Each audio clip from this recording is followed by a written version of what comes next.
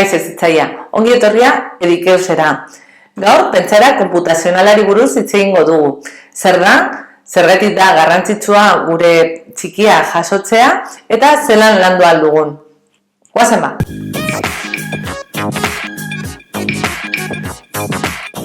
Ezer baino lehen gogoratu nahi dizut, kanal honetara arpidetu alzarela hemen behian topatuko duzun botoi gorria zakatuz.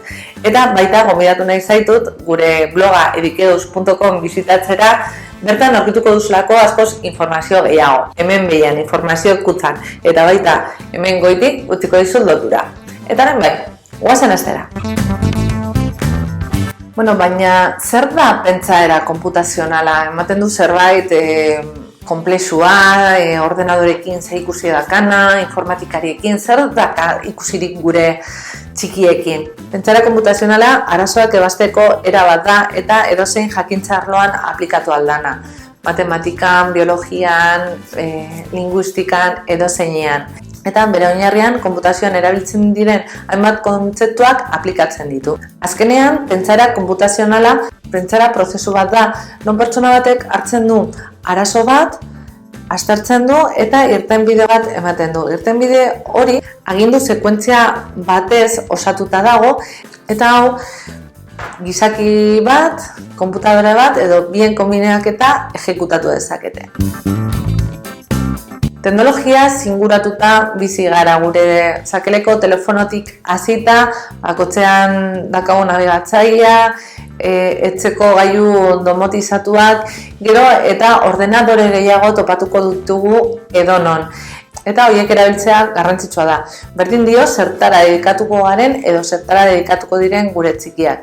Bereiek erabiltzen ikasi egin beharko dute. Eta erakutsi beharko diogu tresna oso erabilgarriak izan daitezkela, bereien helburuak lortzeko eta dituzten hainbat arazoak eta konpontzeko.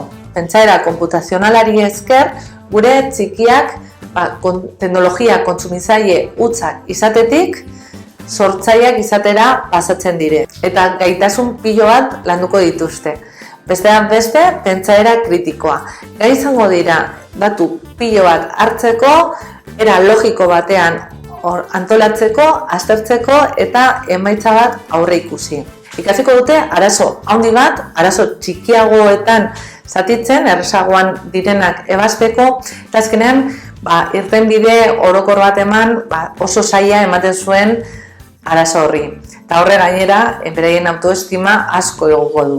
Ereduak antzematen ikasiko dute, irtenbideak abstraitzen eta orokortzen, gero irtenbide horiek erabili ahal izateko antzekoak diren beste arazo batzuetan. Gainera, beraien sormena landuko dute pilo bat, besteekin kolaboratzen, elkarlanean ibiltzea ere ikasiko dute, pentsaera algoritmikoa, gainera ikasiko dute erroretatik ere ikasi daitekela, eta orduan akatsei tolerantzia handia landuko dute, eta horrekin iraunkortasuna.